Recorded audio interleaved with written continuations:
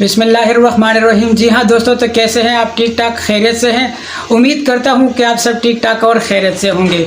तो वाजिद अली मार्टेक में आप सबको खुशामदीद कहता हूँ। और आज हम डिस्कस करने जा रहे हैं डाइजेस्टिव सिस्टम की पार्ट 2, जिसमें हम डिस्कस करेंगे स्टमक को हम इंशाल्लाह प्रॉपर्ली आपके साथ डिस्कस करेंगे with anatomy, their function along with their glands, specially जो डाइजेस्टिव ग्लैंड्स है, तो इसको इंशाल्लाह आपके साथ प्रॉपर्ली शेयर करेंगे। तो काइंडली वीडियो को लास्ट तक देखिए, और अगर आपको ये वीडियो अच्छी और इन्फॉर्मेटिव लगी हो तो काइंडली हमें लाइक कीजिए, शेयर कीजिए और इसको सब्सक्राइब कीजिए, ताकि इस तरह से और इन्फॉर्मेटिव वीडियो आपके साथ हम शेयर करते रहेंगे। तो चलिए चलते हैं वीडियो की तरफ।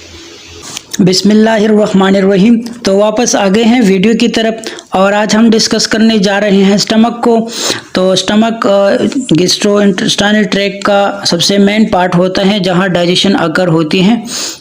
स्टमक क्या है? Stomach is a J shape hollow structure होता है, और यहाँ डाइजेशन अकर होती है। और इसके अलावा सेकंड पेज ऑफ डाइजेशन यहाँ अकर होती है। फर्स्ट पेज आपने देखा कि सालिवा में होती है, माउथ में सालिवा की वजह से, वहाँ एमाइलेज की वजह से कार्बोहाइड्रेट्स की अर्ली डाइजेशन होती है। तो यहाँ सेकंड पेज ऑफ डाइजेशन होती है, जो कि कार्बोहाइड्रेट के साथ प्रोटीन की डाइजेशन भी हो रही होती है। सबसे पहले हम इसकी एनाटमी डिस्कस करेंगे। तो इसके 4 रीजन होते हैं या 4 पार्ट्स होते हैं। यहाँ आप देख सकते हैं, एक है कार्डियक रीजन, एक है पंडस रीजन, बॉडी और पाइलोस रीजन कहते हैं। ये आप देख सकते हैं इस पिक्चर में, ये कार्डियक रीजन कहलाता है ये। इसके अलावा ये पंडस रीजन कहलाता है, ये बॉडी कहलाता है, और ये पाइलोरस रीजन कहलाता है। तो इसके बाद इसमें 2 स्फिंक्टर लगे होते हैं। स्फिंक्टर किसे कहते हैं? वाल्स को कहते हैं। तो ये 2 स्फिंक्टर, एक होता है कार्डिक स्फिंक्टर, या इसको हम एसोफेजियल स्फिंक्टर भी कहते हैं, या लोअर एसोफेजियल स्फिंक्टर भी कहते हैं इसको ये है, यहाँ एक वाल होता है जो कि लोअर स्फिंक्टर भी कहलाता है, या लोअर एसोफेजियल स्फिंक्टर या कार्डिक स्फिंक्टर। तो ये 2 इसके नाम होते हैं। ये है पाइलोरस स्फिंक्टर, यहाँ भी पाइलोरस स्फिंक्टर है, जो कि back flow towards the duodenum को ये प्रिवेंट कर रहा होता है।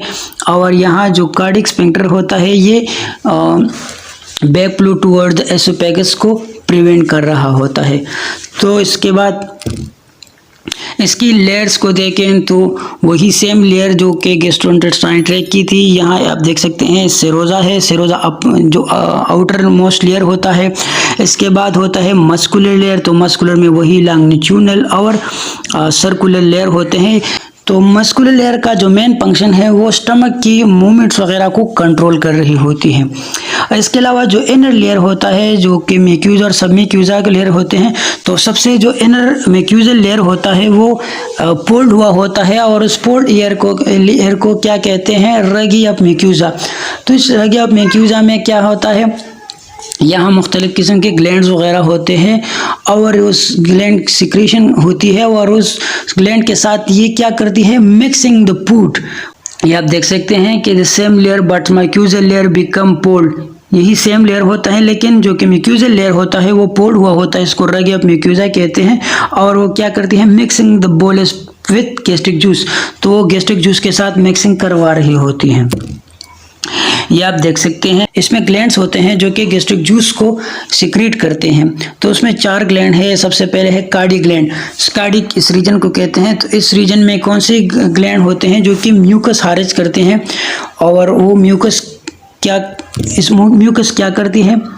म्यूकस जिस सेल से खारिज होते हैं उसको प्यूलर सेल कहते हैं, और उसका जो मेन फंक्शन है वो मैकेनिकल इंजरी से प्रिवेंट कर रहा होता है। यानी जो म्यूकस होता है वो ज़्यादातर लुब्रिकेशन प्रोवाइड करती है पार्ट और इंजरी जो कि HCl खारिज होता है उधर पंडस ग्लैंड से।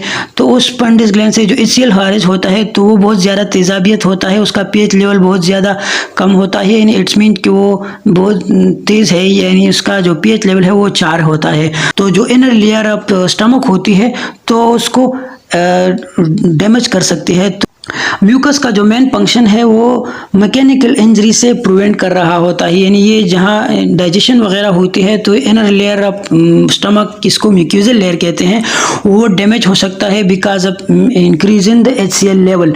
अगर हाइड्रोक्लोरिक एसिड का जो मकदार होता है अगर वो ज़्यादा हो जाए तो उसको inner layer of stomach mucosal layer होता है वो डैमेज हो सकता है। तो ये म्यूकस क्या करती है, और इसके अलावा ये खुराक को या जो फूड हमने एंटर किया है उसकी लुब्रिकेशन प्रोवाइड कर रही होती है।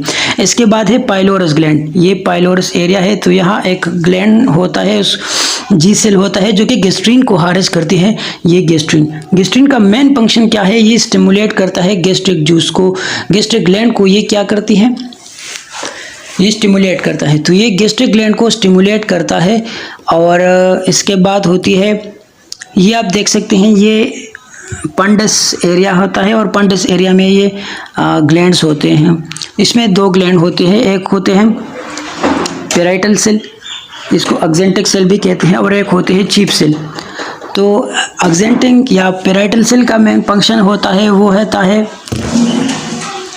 पेराइटल सेल क्या करती है, HCl को खारिज करती है या सिक्रीट करती है। और एक होता है एंट्रेंसिक फैक्टर। एंट्रेंसिक फैक्टर का जो मेन फंक्शन है वो विटामिन B12 की अब्जॉर्प्शन कर रही होती है। और इसके अलावा पेराइटल सेल का काम क्या है, ये हाइड्रोक्लोरिक एसिड को सिक्रीट कर रही होते हैं जो कि डाइजेशन, जो कि प्रोटीन डाइजेशन और कार्बोहाइड्रेट डाइजेशन भी करती है। और इसके अलावा इसका pH लेवल बहुत ज़्यादा कम होता है, यानी ज़्यादा एसिडिक होता है, तो इससे ये क्या करती है, ये माइक्रोब्स वगैरह को किल करती है। और इसके अलावा चीफ सेल क्या कर रही होती है, वो पेप्सिनोजन को सिक्रीट कर रही होती है। तो पेप्सिनोजन क्या है, वो इनएक्टिव फॉर्म में होता है, तो HCl के साथ मिलकर ये एक्टिव फॉर्म में बन जाती है और ये क्या कर बनाती है, पेप्सिन फिर प्रोटीन की डाइजेशन कर रही होती है। ये आप देख सकते हैं, ये चीफ सेल है, चीफ सेल ने पेप्सिनोजन बनाया और फिर ये पेराइटल सेल से HCl आया और उसने इस इनएक्टिव पेप्सिनोजन को पेप्सिन में कन्वर्ट कर दिया। तो इस तरह से ये पेप्सिन डाइजेशन करवा रही होती है प्रोटीन। इसके बाद है स्टमक फंक्शन। तो स्टमक के मेन फंक्शन है वो टेम्परेरी स्टोरेज करता है द बोलस, यानी जो ऊपर से खुराक वगैरह फूड आया होता है उसको बोलस कहते हैं और उसको टेम्परेरी स्टोर करता है। इसके बाद केमिकल डाइजेशन होती है, स्पेशली कार्बोहाइड्रेट प्रोटीन की HCl और पेप्सिन क्या कर रही होती है, प्रोटीन की डाइजेशन करती है। स्पेशली प्रोटेक्शन कर रही है अगेंस्ट माइक्रोब्स, यानी जो बैक्टीरिया, इन्वेडर्स या पैथोजेंस वगैरह फूड में आ गए हैं तो उसको किल करती है बिकॉज ऑफ HCl। तो HCl बहुत ज़्यादा एसिडिक होता है और वो एबिलिटी रखता है कि वो बैक्टीरिया या जो अदर इन्वेडर्स आ रहे होते हैं उसको ये किल करता है। इसके अलावा ये डिलीवर करता है काइम को। काइम क्या होता है, काइम वो फूड होता है जो कि गैस्ट्रिक जूस के साथ मिलकर वहाँ जो डाइजेशन वगैरह होकर फिर ये जब स्मॉल इंटेस्टाइन या ड्यूडेनम में आता है तो उस फूड को क्या कहते हैं, काइम कहते हैं। और इसके अलावा इसमें स्पिंक्टर लगे होते हैं जो कि back flow toward the stomach को रोकती है। अगर आपको ये वीडियो अच्छी और इंफॉर्मेटिव लगी हो तो काइंडली इसे शेयर कीजिए, लाइक कीजिए और इसको सब्सक्राइब कीजिए ताकि इस तरह से और इंफॉर्मेटिव वीडियो आपके साथ शेयर करते रहें। अस्सलाम वालेकुम।